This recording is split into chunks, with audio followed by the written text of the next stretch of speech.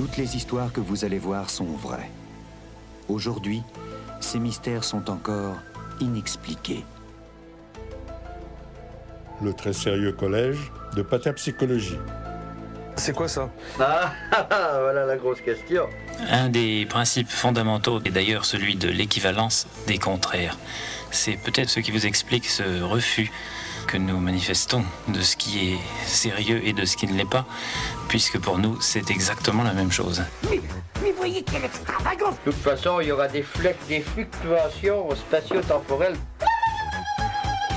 Pourriez-vous éclairer nos auditeurs avides de lumière? Nous vous écoutons dans le plus grand recueillement. Bonjour à tous et bonjour à toutes et bienvenue dans le très sérieux collège de Patapsychologie. Je suis Nathan Henry, doctorant en psychologie clinique et je suis très heureux de vous retrouver pour une nouvelle émission. Alors, qu'est-ce que c'est le très sérieux collège de Patapsychologie? Eh bien, c'est votre podcast, votre émission sur le monde de l'exceptionnel, du paranormal, de l'étrange, du bizarre, bref, de la patapsychologie. Mais bon, émission qui se prend quand même pas trop au sérieux. Ce podcast est produit par l'association Anomalie, dont on reparlera juste après. Et on en est déjà, je comptais, au 7e épisode, mine de rien, ça commence à passer, l'année défile. Mais bon, rassurez-vous, on a encore plein de gens à inviter, donc il y aura un 8e, un 9e et encore plein d'autres épisodes. Vous commencez quand même à connaître la formule.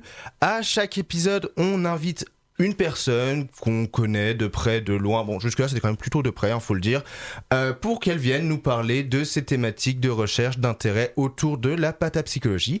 Et dans cet épisode, on va pouvoir retrouver Romain Jallet, qui est doctorant en psychologie clinique. Salut Romain! Salut tout le monde, bonjour aux auditeurs et aux auditrices. Comment tu vas Romain? Je vais très bien, je suis très heureux d'être avec vous, voilà, je suis très content d'être là. Eh ben super. Alors Romain, est-ce que tu peux te présenter pour qu'on sache un petit peu qui tu es, ce que tu fais, sur quoi tu bosses, enfin bref, tout ça. Du coup, Romain Jallet, donc je suis psychologue clinicien, je suis doctorant en psychologie, je travaille dans le domaine de la gériatrie, dans le domaine du travail social, et puis je mène une thèse sur ce qu'on appelle les nécrophanies, donc les vécus subjectifs de contact avec les défunts. Et je m'intéresse à pas mal de choses autour des problématiques de la mort et des vécus de contact avec les morts. Tu bosses sur les fantômes en fait. En gros, c'est un peu l'idée. En très gros. Ok. Et du coup, puisque tu es là et que tu travailles sur les fantômes, se trouve avec nous dans le studio un fantôme qui nous suit un peu partout, un peu tous, finalement. Vous l'aurez reconnu, bien sûr, c'est Renaud Évrard. Comment tu vas, Renaud? Bonjour, surtout la nuit, j'aime bien venir la nuit comme ça, déranger les gens. Hyper gênant. C'est super bizarre, on vient à peine de commencer, c'est horrible. Oui, bonjour à tous. Donc, je suis Renaud Évrard, je suis maître de conférence HDR en psychologie clinique à l'Université de Lorraine. Je suis le co-directeur de Romain Jallet, puisque nous avons une co-directrice qui est Magali Molinier de l'Université Paris 8. Et puis, je suis également le président de l'association Anomalie, qui développe effectivement de la médiation scientifique et culturelle autour des recherches sur les anomalies. Et on va en reparler très vite. Super, merci beaucoup Renaud pour ta petite présentation. Alors avant d'entamer vraiment sur ce que tu fais toi Romain au quotidien comme recherche, je vous propose qu'on passe tout de suite à notre flash info traditionnel avec la rubrique de Renaud, Anomalie Report. Anomalie Report.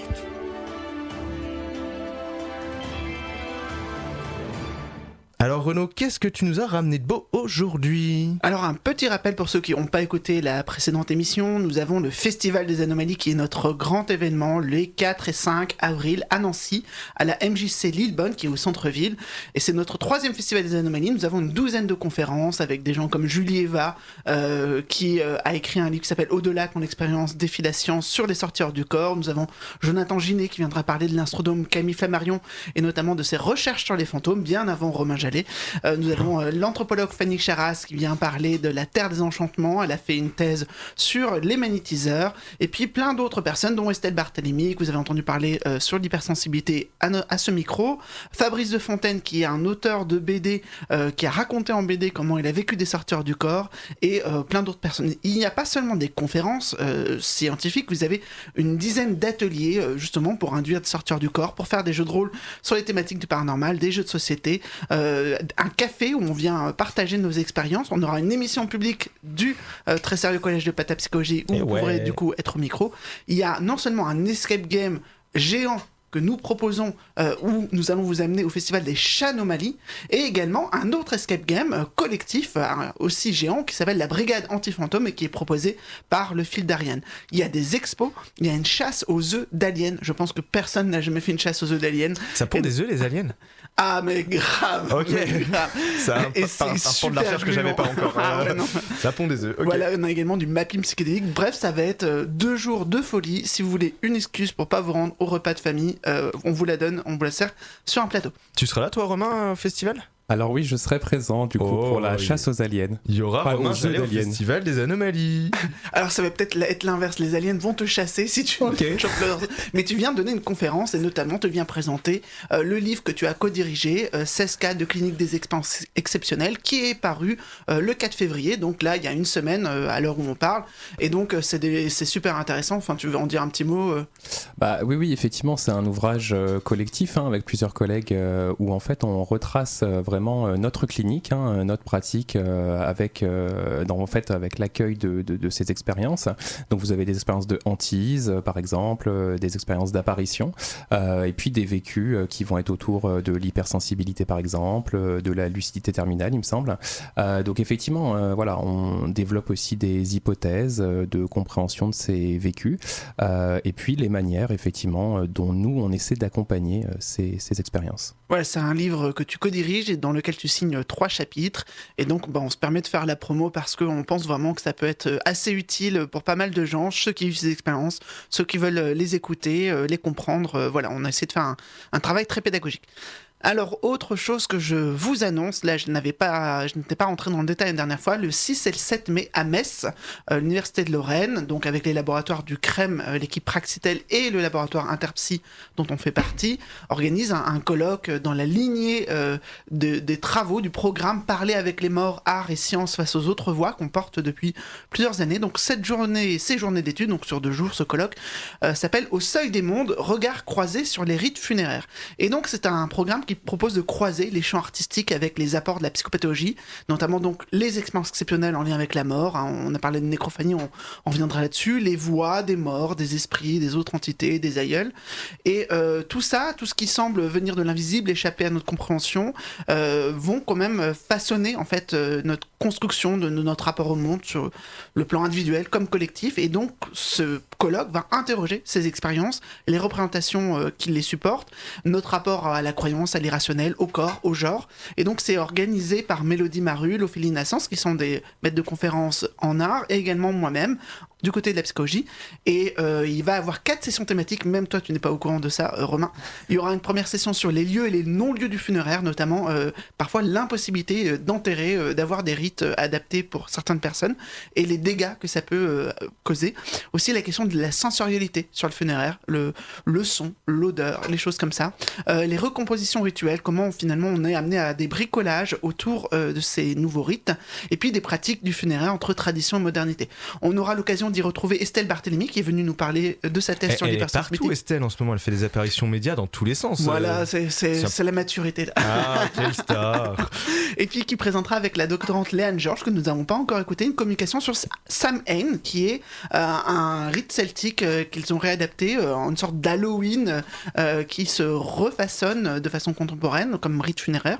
Nous aurons également l'historienne Béatrice Bertrand qui va parler des funérailles pendant la Grande Guerre, et encore Romain Jallet qui vient parler d'expériences exceptionnelles underground et de la mythologie autour des catacombes de Paris. C'est vraiment insupportable en fait d'être partout comme ça. C'est insupportable d'être une star. Ouais, moi ça va, je m'habitue. Écoutez-les les deux là. Bon, et puis pour finir, c'est une petite info, si vous voulez aller regarder sur internet, on va mettre les liens en description.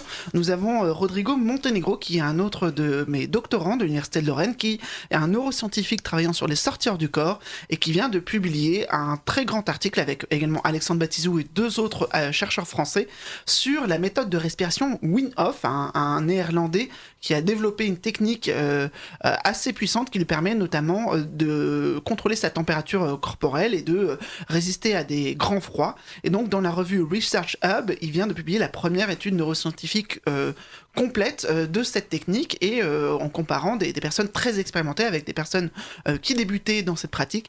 Et il a également donné une interview à Evelyn Joss sur sa chaîne Résilience Psy pour parler de science et sortie du corps. Donc voilà, si vous voulez découvrir ces recherches, c'est peut-être un avant-goût d'un prochain invité.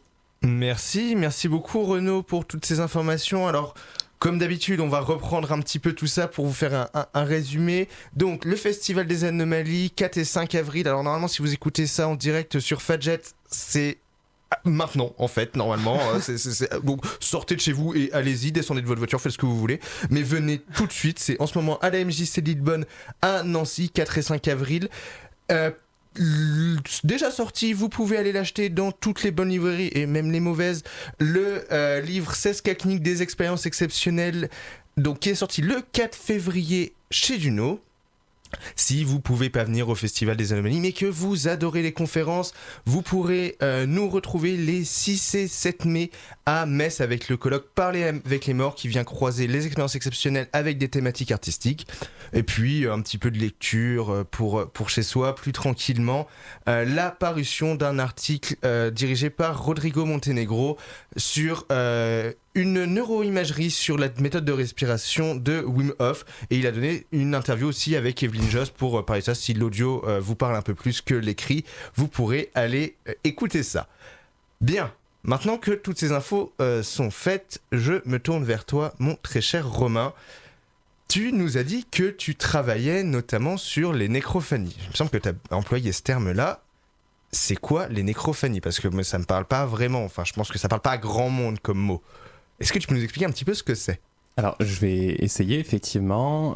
Donc, une nécrophanie, qu'est-ce que c'est ? C'est un vécu de contact avec un défunt, donc subjectif a priori. Après, il y a aussi des éléments dans l'environnement, en fait. Le sujet décrit souvent des événements du type des cartons qui bougent, par exemple. Là, je fais référence au cas d'Andromède dans l'ouvrage qui est sorti récemment. Mais en fait, c'est vraiment un vécu de contact avec un défunt selon différentes modalités sensorielles, c'est-à-dire que vous pouvez avoir des personnes qui vont vous dire bah voilà, j'ai vu la personne défunte, je l'ai senti, j'ai senti son parfum, j'ai senti son accolade, son étreinte. Donc c'est tout autant de modalités sensorielles par lesquelles ces vécus peuvent survenir, et donc vous allez avoir des vécus qui vont être spontanés. C'est ce que je viens de donner là, mais vous avez aussi des vécus qui peuvent être induits, on appelle ça des nécrophanies induites du coup, donc par des dispositifs comme par exemple le psychomantéion notamment. C'est le psychomanté quoi ? Psychomantéion. N'hésite pas à développer. Hein, ça commence à être compliqué du coup. Pas grand monde qui a suivi. Alors le psychomantéion c'est quoi du coup ? Donc le psychomantéion c'est quoi ? C'est un dispositif en fait d'atténuation sensorielle. C'est une cabine qui est isolée phonétiquement. Vous avez également une atténuation au niveau visuel, c'est-à-dire que vous êtes plongé quasiment dans le noir. Vous avez seulement une petite ampoule en fait qui éclaire derrière vous, et puis vous avez également en fait une phase d'observation d'un miroir. Et donc c'est vraiment un dispositif qui, alors en tout cas a été déployé par Raymond Moody, mais qui vient en fait qui est inspiré des nécromantéions grecs. Donc là ça y est, je ressors un peu le truc là. Mais le nécromantéion grec c'est absolument passionnant. Donc c'était des temples en fait chez les Grecs qui étaient qui permettaient en fait d'entrer en contact avec les dieux Hadès et Perséphone, mais également les autres défunts pour obtenir des réponses, notamment sur sa vie, le futur, obtenir de la guérison par exemple. Mais en fait ils n'avaient pas de cimetière les Grecs, ils avaient besoin d'avoir des temples comme ça, cabines téléphoniques. En fait, alors les Grecs c'est vraiment une religion qui est très particulière parce qu'ils n'ont pas de livres comme la Bible par exemple. Oh les pauvres, mais comment ils font alors ? Et du coup, c'est des gros livres en pierre qui prennent de la place, c'est super chiant. Voilà, ils en font des temples du coup. Et c'est juste un livre. C'est ça. Et non mais voilà, du coup, en fait, ils ont vraiment ce recours à la nécromancie du coup, qui consiste vraiment à parler avec les morts pour obtenir des réponses quant à leur futur. Parce qu'en fait, c'est soit la voie de l'expérience du coup, donc on fait son chemin seul, ou alors on a recours à à ce type de contact pour obtenir des réponses. Mais il y a un côté un peu divinatoire, tu vas le voir un peu. Exactement. Comme tu vas voir un devin ou... C'est tout à fait ça. En fait, Nécromanteion, c'est, en tout cas, il y a vraiment cette idée de manteia qui revient en fait à la mancie, la racine mancie. Et mancie, en fait, c'est la divination. Donc effectivement, il y avait d'ailleurs dans les Nécromanteions, vous aviez, par exemple.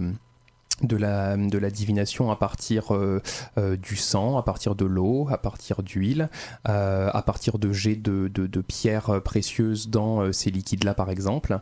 En tout cas, il y avait tout un tas effectivement de techniques divinatoires qui permettaient d'entrer en contact en tout cas avec ça ressemble à quoi là par rapport à une église? C'est une église avec une cascade dedans Alors ouais, non, c'est pas tout à fait ça.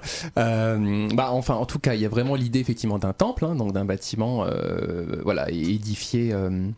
Donc c'était en fait assez impressionnant parce que pour le coup là on n'en voit que des ruines aujourd'hui, mais quand on s'intéresse un petit peu à ce qui se passe à l'intérieur, vous avez notamment le Nécromanteion de l'Achéron où là vous avez vraiment une voûte en fait, on appelle ça d'ailleurs, alors moi j'adore, mais en fait on appelle ça la voûte cryptée d'Hadès, et en fait c'est une série d'arches qui sont, alors c'est de plusieurs mètres, c'est vraiment impressionnant, et il y a vraiment cette idée finalement, alors un petit peu comme dans les catacombes en tout cas, où on va sous terre.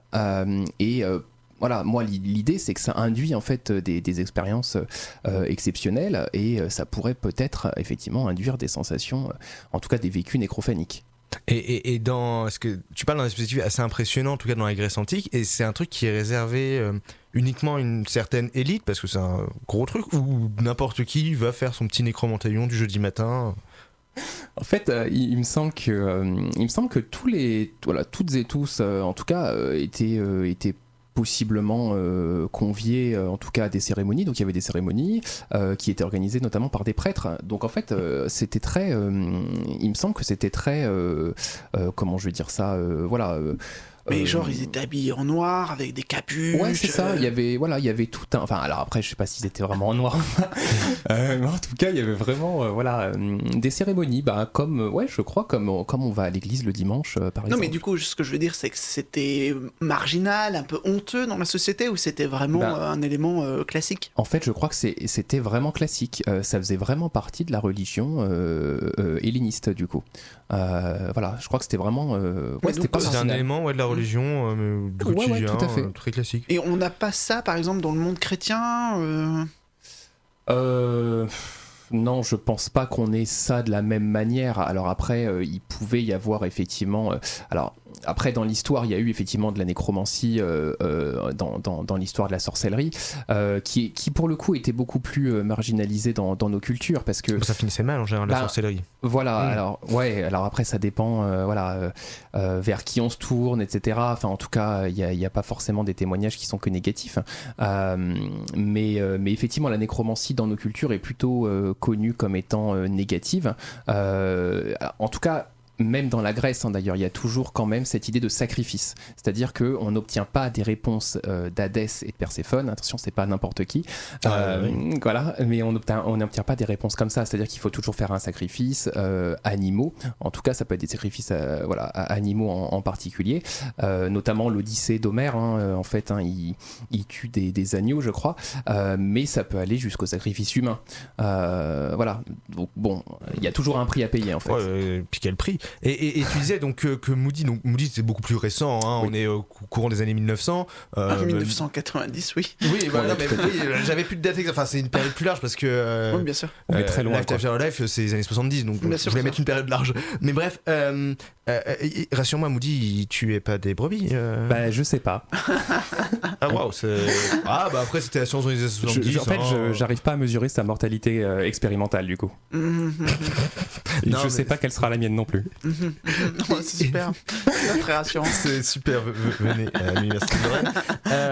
Mais du coup, je veux dire, ils prennent quelle forme les dispositifs modernes de Nécromanteion, donc le Psychomanteion? Ouais, bah en fait, enfin tu le dis, du coup, c'est vraiment moderne, c'est-à-dire que c'est purement une cabine. Alors là, par exemple, nous, c'est vraiment une cabine d'interprétariat pour le coup, qui a été retravaillée avec l'équipe. Et donc, après, voilà, il y a un style particulier, le miroir notamment. Moi, j'ai essayé de m'inspirer un peu de style victorien, en tout cas avec des moulures particulières qui sont. Alors, je trouve ça magnifique par ailleurs. Très beau le miroir, n'est-ce pas? Ouais. Et d'ailleurs, il est taché le miroir. La personne que qui est passée hier, en fait, elle me disait attention, il y a une petite tache. C'était très. Alors pour le coup, ça l'a vachement intéressé. Enfin, c'était génial parce que dans l'entretien après, du coup, c'était top.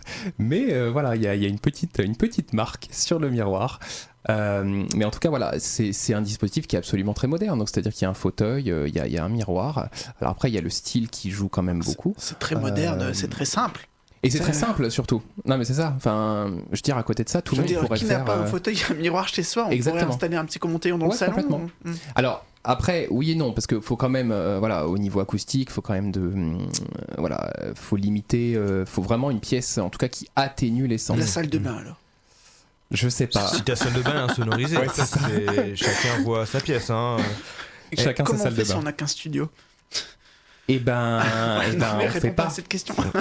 On vient voir Romain Jallet. En tout cas, t'as pas présenté Raymond Moody, mais pour ceux qui connaissent pas, c'est quelqu'un qui a popularisé les expériences de mort imminente, Near Death Experiences en américain.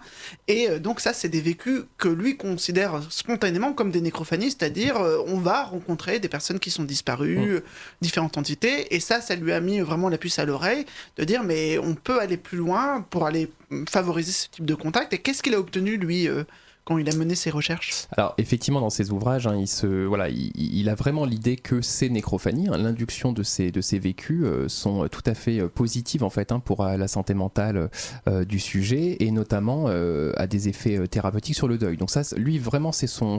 Mais attends, ça c'est quand même c'est un grand écart. Je veux dire, la plupart des gens, tu leur dis vous allez voir des fantômes, ils vont pas te dire c'est thérapeutique.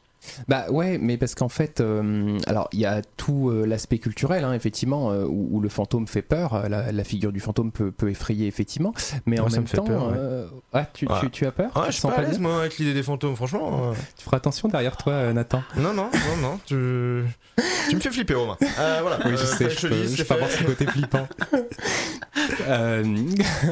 Du coup, pour revenir à la question, je sais plus quelle était. Tu peux me redire là? Mais alors en fait, pourquoi c'est considéré comme thérapeutique? En fait, vraiment. Alors pour le coup, Moody, hein, il avait plus de la moitié de ses participants pour le coup, hein, qui témoignaient effectivement de vécus de deuil beaucoup plus apaisés en fait, hein, suite à l'expérience de Psychomanteillon. Donc bon, l'idée... C'est-à-dire qu'on ne voit pas n'importe quel fantôme, on n'invoque pas des esprits de... C'est ça. En fait, là, dans ces protocoles, c'était vraiment un défunt qui était proche de la personne. C'est-à-dire, la personne, elle venait pour une personne en particulier qu'elle avait perdue. Alors après, Moody est pas très clair non plus dans la temporalité du deuil, mais en tout cas, la personne venait pour un défunt en particulier. Et ce qui ressort, c'est qu'effectivement, elle pouvait notamment voir une partie de son corps, son visage, ressentir un contact physique, entendre même sa voix. Mais là, tu nous vends du rêve pour certains. Je veux dire, la promesse de pouvoir de nouveau avoir une sorte de contact sensoriel avec une personne qui est décédée. C'est énorme, ouais. Bah, sans ça, alors pour le coup, moi je suis beaucoup plus humble que Moody, hein, c'est-à-dire que voilà. Désolé pour lui, hein, Raymond, si tu nous écoutes, non. Si, il peut encore, il peut encore écouter. Ok, j'étais plus sûr. Non, mais voilà, moi je suis pas sûr effectivement qu'on va avoir des vécus aussi marqués. Moody avait vraiment effectivement tout un protocole, c'est-à-dire qu'il il accompagnait les personnes faire une balade, notamment hein, avant la passation. Il y avait aussi tout un côté avec un repas également. Enfin voilà, c'était très encadré, c'était souvent des protocoles, il me semble, hein, qui allaient jusqu'à une journée. Donc c'est quand même très très important. Une population américaine, bien chauffée à blanc. Voilà, c'est ça. Enfin, on n'est pas du tout dans la même culture. C'est-à-dire que, bon, je vais pas donner un peu mes hypothèses ici. Voilà, ça biaiserait l'étude. Mais en tout cas, on n'est pas du tout sur la même approche culturelle, ça c'est certain. Et je te sais grand fan d'Harry Potter, Romain. Et depuis tout. Non mais depuis qu'on se connaît et que je connais du coup ce dispositif grâce à toi, ça me fait vraiment penser au miroir du Reset. Ah, mais complètement. Et il y a de ça, il y a un côté, tu vois ce que tu as envie de voir dedans, ce qui te plaît. Ouais, et vraiment, alors le miroir du Reset, moi je trouve ça passionnant dans Harry Potter, vraiment je trouve ça génial et la morale qui est derrière. Mais effectivement, il y a un peu de ça en fait. Le miroir est censé être une surface projective, ce qui fait que ouais, on pourrait projeter ce qu'on a envie de voir. Et d'ailleurs, en fait, ce que dit Moody dans son ouvrage, c'est vraiment l'idée que la personne va voir l'être cher qu'elle aimerait voir. Donc ça rejoint en fait ce que tu dis très bien avec le miroir du Reset. C'est vraiment, on projette un peu ce qu'on aimerait, la personne qu'on aimerait retrouver. Mais vraiment, on a vraiment besoin d'un miroir pour ça ? Après, alors pour le coup, les Grecs utilisaient des surfaces liquides pour ce type d'induction. D'effet de reflet, quoi. Ouais, tout à fait. C'est ça. Et le miroir, c'est ce qui peut-être est de mieux, en tout cas me semble en tout cas être le mieux. Après, je pense qu'on pourrait utiliser toute autre surface finalement qui serait réfléchissante. En fait, c'est vraiment cette idée de réfléchir effectivement quelque chose dans la cabine, ouais. Tu l'as testé toi le psychomontagnon ou pas encore ? En fait, j'aimerais vraiment le tester 1 heure pour le coup, parce que là, je l'ai testé 10 minutes, un quart d'heure par-ci par-là. En fait, c'est juste assez incroyable les sensations à l'intérieur de la cabine quand vous êtes assis ou assise face au miroir. Il y a vraiment quelque chose du côté, en tout cas vous êtes coupé de l'extérieur. Il manque plus que des produits de beauté et c'est bon, tu fais ta journée. Voilà, c'est ça. mais c'est juste génial quoi. C'est en tout cas moi j'apprécie beaucoup cette sensation là. Après tout le monde ne l'apprécierait pas. Ouais. Et donc là, on parle plutôt de vécu de défunts humains, oui. De contact avec des défunts humains, mais il me semble que tu as aussi travaillé sur des défunts animaux. D'ailleurs, une petite voix m'a dit, et pas dans ma tête, j'ai vu vos deux regards quand j'ai dit une petite voix humaine extérieure, pas dans ma tête, m'a dit que tu avais un nom bien particulier pour parler d'animaux de compagnie. C'est quoi ce mot-là ? Les poupougnous. Alors, donc tu as travaillé sur les poupougnous, Romain. Ils l'ont fait. Alors, ça vient pas de moi, ça vient de Marine Mutis, précisément, les poupougnous. Qu'on a reçus. Ouais, oui. Donc, tu as travaillé sur les poupougnous décédés. Voilà, est-ce que tu peux nous dire un peu comment, est-ce qu'il y a des manifestations d'animaux morts, de son chat, de son chien, de son hamster alors, en fait, donc j'appelle ça déjà les zoonécrophanies. En fait, c'est exactement la même chose que les nécrophanies humaines, du coup. C'est-à-dire que, alors j'ai des propriétaires d'animaux endeuillés, pour le coup, qui m'expliquent, avoir ressenti, par exemple, leur chien, donc défunt, avoir sauté sur le lit juste avant de dormir. En fait, c'était son habitude. Ça peut être également, alors j'ai une dame en tête, justement, qui me disait, mais j'ai senti le parfum que je mettais sous la patte de mon chien dans la pièce de la maison. En tout cas, c'est autant de vécu, effectivement, de perceptions sensorielles qui ont un trait, en fait, avec l'animal qui est défunt, en fait, qui est mort. Et en fait, ça se manifeste vraiment, et ça m'a vraiment impressionné, c'est-à-dire que les modalités sensorielles sont vraiment... alors, quoique, mais globalement, c'est les mêmes que pour les nécrophanies, à ceci près quand même que dans les études, vous avez très peu par exemple de vécu olfactif avec les animaux. Et en fait, moi je trouve ça hyper paradoxal parce qu'un animal ça sent, ça a une odeur, voilà. Mais ce qui ressort beaucoup en tout cas, c'est vraiment la sensorialité, et c'est ce que j'essaie de mettre en avant en tout cas dans ce que je peux écrire sur le sujet, c'est vraiment la sensorialité du quotidien avec l'animal qui revient en fait avec cette zoonécrophanie. C'est la force des habitudes, en fait, qui se réimprime ou... Ouais, il y a un peu de ça, effectivement. En fait, l'animal, de ce que disent les propriétaires d'animaux, c'est que l'animal fait vraiment partie du quotidien. C'est-à-dire que, en fait, on se lève le matin, on lui parle, comment tu vas, l'animal va venir, réclamer des caresses, chercher pour avoir effectivement un peu de nourriture, etc. Non mais encore, ça s'arrête jamais, genre il faut 18h les croquettes, le sortir, tout ça, enfin non mais... En tout cas, il y a des vécus effectivement qui vont dans le sens des habitudes de la vie quotidienne. Mais du coup, faut encore payer le veto. Bah du coup, c'est d'autres vétérinaires maintenant, mais effectivement... C'est des vétérinaires morts également. Je sais pas, les vétos, ils sont capables de faire des exorcismes, comment ils gèrent ça Ben, en fait, pour le coup, je sais pas si les vétérinaires ont vraiment cette question des zoonécrophanies en particulier. Par contre, ils sont vraiment au premier plan de l'euthanasie de l'animal et du deuil de l'animal de compagnie. Et ça, pour le coup, alors en France, en fait, les vétérinaires sont bien plus productifs, en tout cas au niveau de la recherche académique sur la question du deuil de l'animal de compagnie, en comparaison aux psychologues, pour le coup, enfin vraiment, il y a un manque de travaux colossal. Moi j'étais vraiment stupéfait de constater ça, alors que pour le coup dans d'autres cultures les psychologues se sont bien plus emparés en fait de cette question là. Mais c'est juste un chien, c'est juste un chat. Ouais, c'est ça. En tout cas c'est effectivement ce qui ressort dans les discours. C'est pas grave, en fait, on rachète un autre. Ouais, c'est ça. Voilà, c'est vraiment l'idée de substitution en fait qui vient en fait dans l'esprit de la population générale. Avec des discours effectivement, c'est qu'un chien, tu vas en trouver un autre, tu vas en racheter un. Ça marche aussi avec des enfants. Tu les achètes ? Oui. J'en ai collectionné 4. On va couper ton micro, Renaud, ce sera peut-être 4 achetés, un gratuit. Il y a des tampons en fait. Comme au kebab. C'est vraiment horrible en fait. C'est monstrueux. Mais en fait, il y a vraiment cette idée que effectivement les propriétaires d'animaux ont parfois très peu de recours en fait socialement autour de leur deuil. Alors c'est pas toujours le cas par contre. Au début, je me disais attention. Il y a vraiment très peu d'aide disponible. Alors non, c'est pas toujours le cas en fait, ça dépend vraiment du milieu social dans lequel vous êtes, ça dépend également de comment est-ce que la personne va comment je vais dire ça, prendre la perte en fait qu'elle connaît, c'est-à-dire qu'il y a des personnes qui vont elles-mêmes la minimiser en fait, en se disant mais à cause de l'aspect social en fait, en se disant mais ouais bon c'est qu'un animal, je peux pas pleurer autant qu'un humain. En fait si, c'est surtout la question de la qualité de l'attachement qui prime à mon sens, que ce soit un humain ou un animal en fait. Oui, donc en fait la question du deuil de l'animal de compagnie c'est une question générale, il n'y a pas besoin forcément que le chat soit encore en train de miauler après la mort, c'est déjà un truc important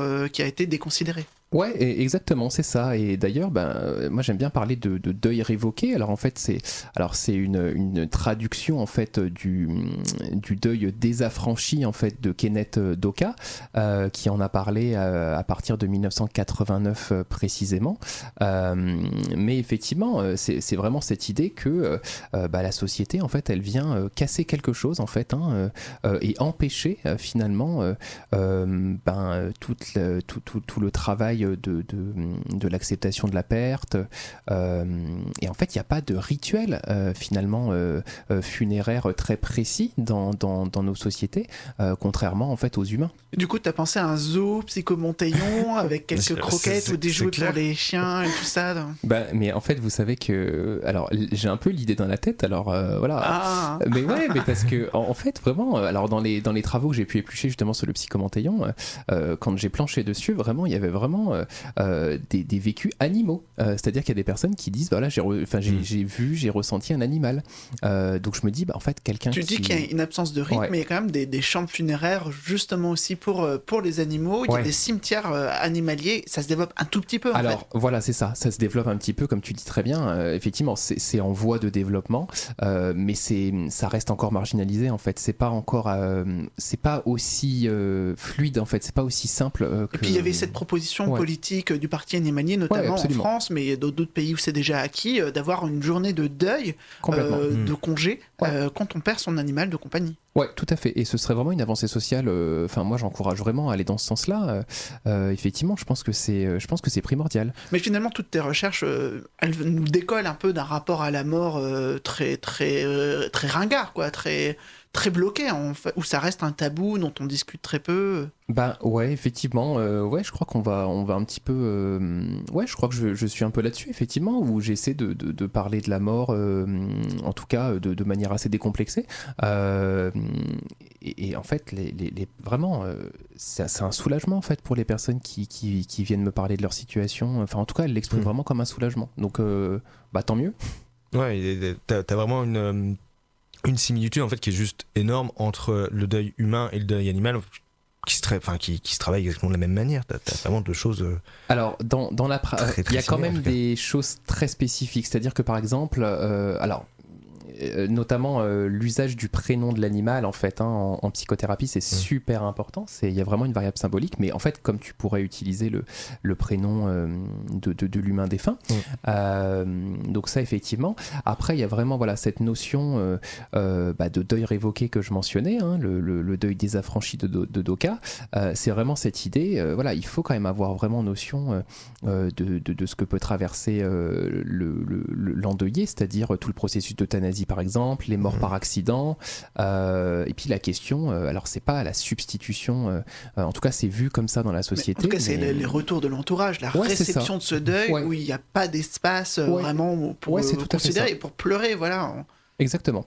En fait, il n'y a pas, il n'y a pas d'espace dédié en fait. Et du coup, il y a des praticiens un peu étranges qui se mêlent de ça. Alors voilà, c'est ça, effectivement, vous avez des pratiques en fait qui se développent, qui s'appellent la communication animale, en effet, et donc c'est des personnes qui expliquent être à même, en tout cas, de pouvoir communiquer avec l'animal, de pouvoir ressentir ses émotions. De son vivant ou après la mort. C'est ça en fait, vous allez avoir des communicants animaliers qui vont échanger avec l'animal vivant, avec l'animal défunt, tout à fait. Ok.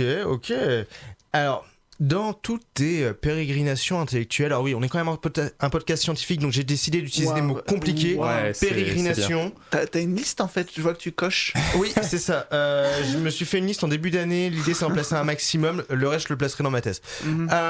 Donc, dans toutes tes pérégrinations intellectuelles, tu as aussi travaillé, il me semble, sur les catacombes. De toute façon, de manière générale, tu as travaillé sur la mort. On va résumer ça comme ça.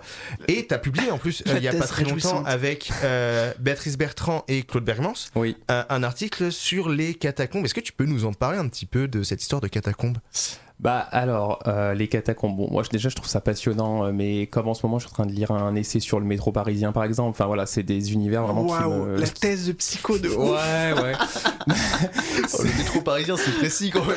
Non mais c'est vraiment des univers finalement urbains qui me fascinent, me demandez pas pourquoi. Non, on va arrêter. Ouais, voilà. On va arrêter. J'essaie de te trouver un truc sur les tramways de Limoges si tu veux. C'est vraiment, ça te fait plaisir ce genre de truc. Tu sais que j'ai vraiment fait des recherches sur les tramways dans les différentes villes de France après pour voir le nombre de lignes et tout. Ouais, enfin je sais, des fois j'ai des petites obsessions comme ça. Tu t'ennuies un peu là. Mais non, et c'est des petites obsessions, c'est... Ne cherchez pas à me suivre. Maintenant tu vas beaucoup trop vite.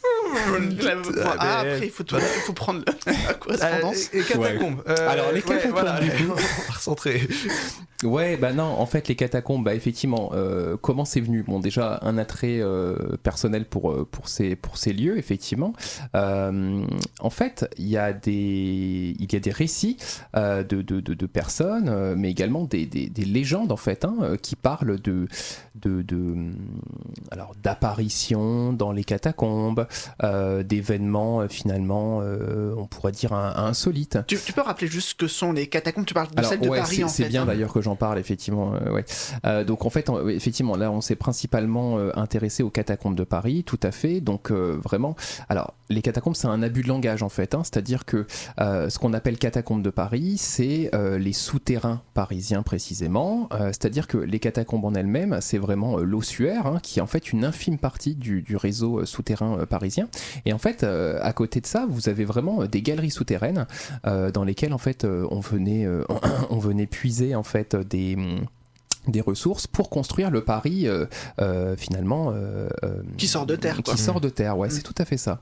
Donc il y a ce point-là effectivement, et donc la partie galerie souterraine est illégale en fait, hein, alors que la partie de l'ossuaire maintenant c'est un musée. Ouais, c'est tout à fait ça. Donc voilà, il y a ce point-là effectivement, et en tout cas il y a toute une mythologie, tout un imaginaire autour de ces catacombes. C'est intéressant parce que tu as parlé d'Hadès et du fait d'avoir enterré le temple du Nécromanteion. Et là, finalement, il y a des Parisiens enterrés. Ouais, c'est tout à fait ça en fait. Hein. C'est vraiment donc ça a commencé en fait à partir de 1785 à 1787 précisément en fait. Hein. Donc il y avait vraiment des problématiques. 2 ans. Enfin, ça me paraît non, en fait, c'était là, je parle vraiment de l'origine en fait, hein, des catacombes. Et en fait, il y avait vraiment une problématique sanitaire au niveau des cimetières parisiens, et notamment le cimetière des Saints-Innocents. En fait, littéralement, ça débordait. Il y avait trop de corps, il y avait trop de dépouilles, et il fallait trouver une solution en fait, au niveau de la salubrité. Et donc en fait, il a été décidé effectivement d'aménager ces souterrains parisiens et d'y mettre finalement les ossements des Parisiens et des Parisiennes. Et en fait, tout l'aménagement qu'on connaît aujourd'hui, c'est vraiment un style romantico-macabre pour le coup. Moi aussi je lâche des termes un peu compliqués. Bien. T'as ta petite liste aussi, est-ce que j'ai ma petite liste, sauf que moi elle est dans la tête. Waouh. Et du coup, en fait, ce style-là, il nous vient d'Éricard de Thury, en fait, hein, qui du coup a vraiment aménagé les catacombes, sous cet angle-là. Avec en fait un empilement d'ossements très particulier. Et donc tu parlais de légende, il se passe quoi dans les catacombes Alors, qu'est-ce qui se passe ? Vous avez par exemple une légende autour d'un diable qui se promènerait dans les catacombes et qui pourrait apparaître. Donc le diable de Vauvert précisément. Vous avez aussi l'apparition d'un homme qui serait verdâtre, qui ressemblerait en fait à un fantôme. Et puis vous pouvez avoir des personnes, alors ça on peut trouver ça sur Instagram, etc. Mais en tout cas des gens qui témoignent, qui disent j'ai ressenti quelque chose au sein des catacombes. Donc ils font une sorte d'urbex complètement illégal. Ouais, tout à fait, c'est ça. Voilà, c'est ça qu'on appelle les cataphiles du coup. Alors non, c'est pas tout à fait. Oui et non en fait. Corrige-le, vas-y. Ouais, je corrige du coup, Nathan. Vas-y. Donc en fait, là les personnes que je mentionnais, effectivement, c'est pas forcément des cataphiles. Les cataphiles, c'est un petit groupe très spécifique de personnes qui descendent sous terre. C'est vraiment le terme qui est employé, hein, le terme de descendre. Donc c'est des personnes qui s'inscrivent effectivement dans des pratiques d'urbex, mais c'est vraiment un petit groupe avec une socialisation très particulière, c'est-à-dire qu'il y a un aménagement des catacombes, en tout cas des galeries souterraines, et puis surtout il y a tout un travail autour de personnes qui essaient de les aménager et de les rendre propres, ces galeries, en tout cas d'en prendre soin. C'est pas pour faire des tags et des squats alors, il peut y avoir effectivement ces problématiques de squat, des problématiques de tags, mais en fait, d'ailleurs, c'était intéressant parce qu'il n'y a pas très longtemps, je regardais une vidéo sur le sujet, et en fait, il y a deux groupes qui s'affrontent un peu. Il y a ceux qui viennent faire des tags et ceux qui viennent les nettoyer. Par exemple. Donc voilà, il y a vraiment... C'est une guerre en permanence. Ouais, mais c'est ça en fait, il y a vraiment une socialisation qui est très spécifique. Et du coup, est-ce qu'il y a des Vélib Non, Renaud, il n'y a pas de Vélib. Ouais, on va changer de mer. Tu veux à Paris, toi? on est vraiment à Nancy, hein, faut le rappeler, on enregistre Radio Fadjet à Nancy, donc vraiment... On a des petites catacombes à Metz d'ailleurs. Il y a des catacombes à Metz? Ouais, je savais pas très connu, mais... Il paraît, ouais. Okay. Je suis très intéressé d'ailleurs. Mais du coup, en fait, si on résume l'idée des catacombes, c'est de se dire que Paris, la capitale française, des villes les plus connues au monde, est construite sur une sorte de gruyère géant rempli d'os. En fait, alors, rempli d'os métaphoriquement parlant et dans l'imaginaire, ouais, tout à fait.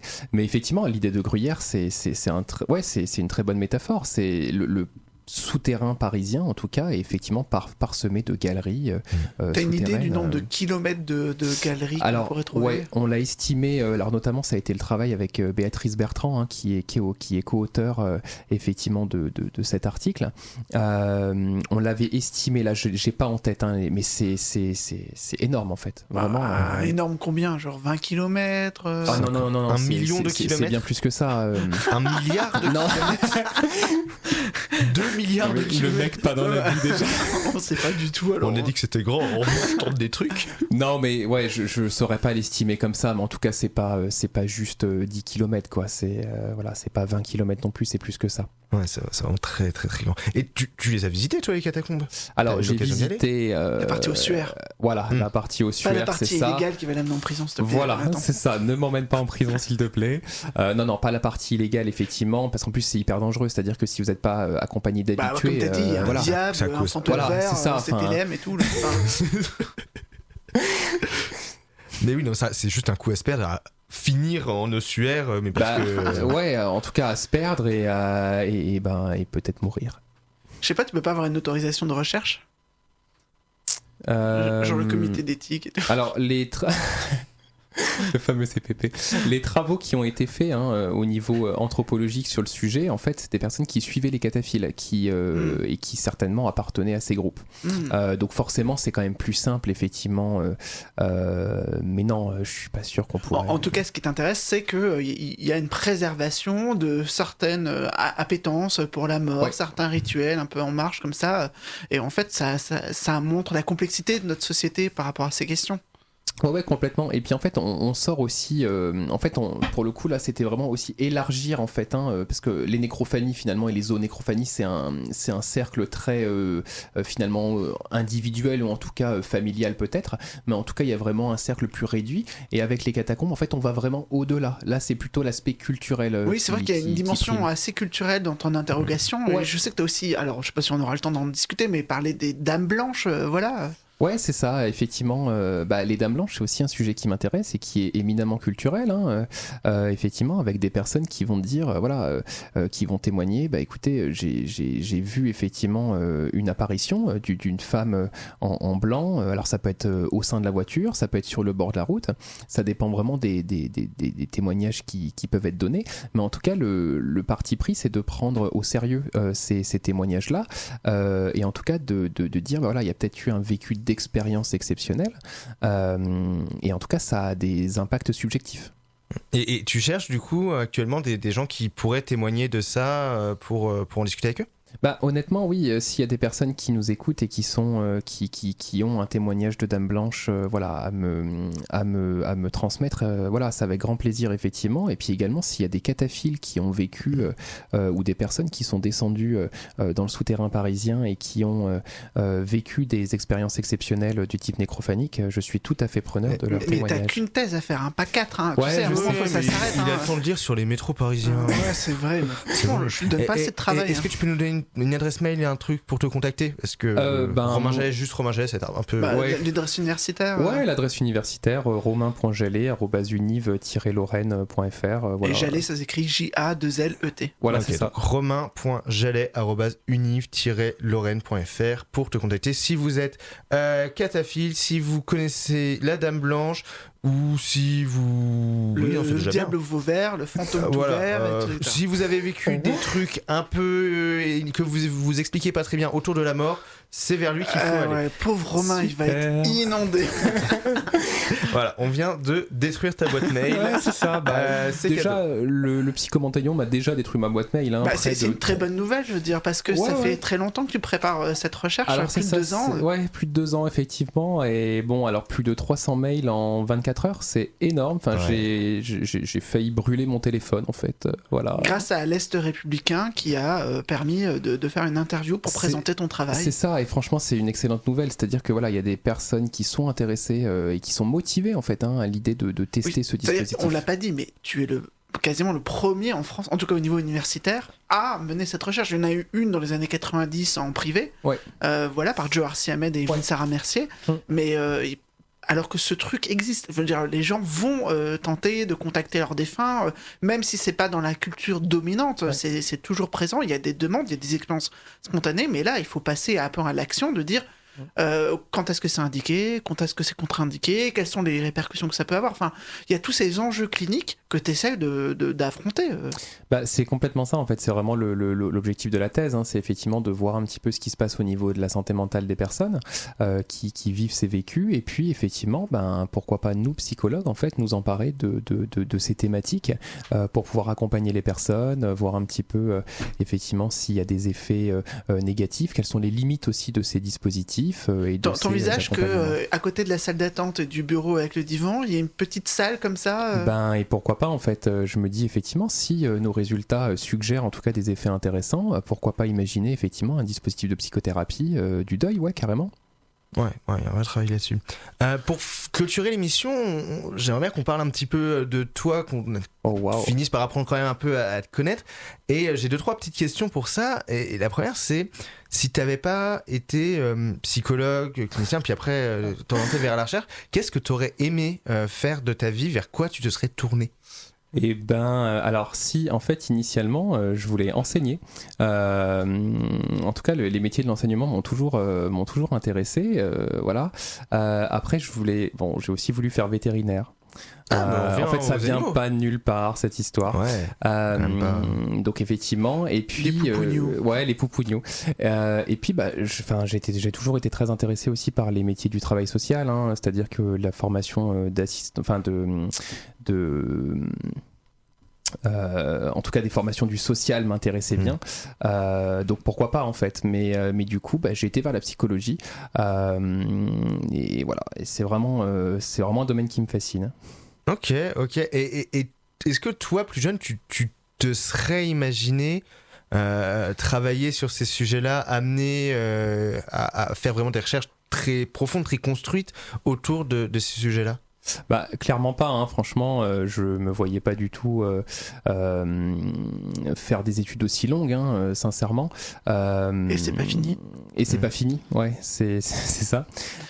Mais non, je me voyais pas du tout faire des études aussi longues et c'est une chance. Alors, et d'ailleurs, tu le fais encore une fois sans financement parce que tu travailles à temps plein à côté. Donc, c'est tout ce travail et toutes ces réponses que tu essaies d'apporter, c'est des conditions de travail doctoral assez exigeantes. Puis c'est très prenant effectivement, autant au niveau de l'énergie que du temps, effectivement, ça demande une organisation très précise en fait. Et tu trouves encore le temps de lire sur les métros parisiens, et ça c'est vraiment incroyable. Ouais, mais comme je trouve le temps aussi de jouer à la PS5, d'éclater des zombies, j'adore ça quoi. Et en fait, Romain, j'allais trouver la solution pour ne plus avoir besoin de dormir, c'est le sujet de l'émission au final. Voilà, c'est ça effectivement. Romain est un mort-vivant en fait. Voilà, pour celles et ceux qui ne le savaient pas encore, effectivement, c'est mon petit secret. Ok. Est-ce que tu as encore quelques petites choses à dire? Est-ce qu'on peut te contacter même pour ton étude, peut-être? Est-ce que tu as des appels encore à participants à faire après les Dames Blanches et les cataphilies? Ouais, et les cataphilies. Les cataphiles, ils font des cataphilies, qu'est-ce que tu veux? Les nécrophiles, tout ça. Non, c'est pas ça que j'ai dit. Non. Donc oui, effectivement, les personnes peuvent toujours, bien sûr, candidater à l'expérience Recontact, qui, l'appel à participation est toujours... Qu'on ait ou pas vécu un deuil. Ouais, c'est ça, qu'on ait vécu ou pas un deuil, en fait. C'est-à-dire que la population générale peut venir, en fait, tester cette cabine dont je parle. Qui est dans un laboratoire, une plateforme expérimentale de l'Université de Lorraine, près du campus Lettres. Ouais, exactement. Donc sur Nancy.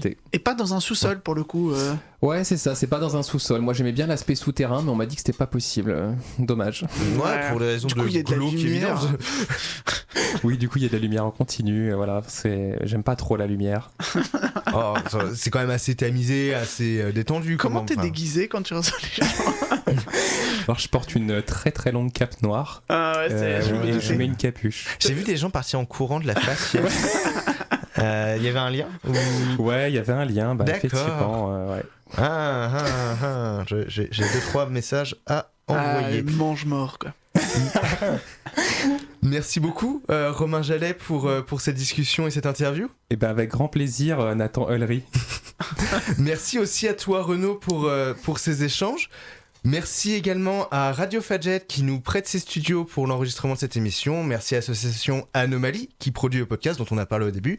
Merci également à Léane Georges qui m'a aidé à écrire une grande partie de cet épisode. Merci à toi Sofiane qui est resté avec nous tout au long de cet enregistrement. Et puis encore une fois, merci à vous deux.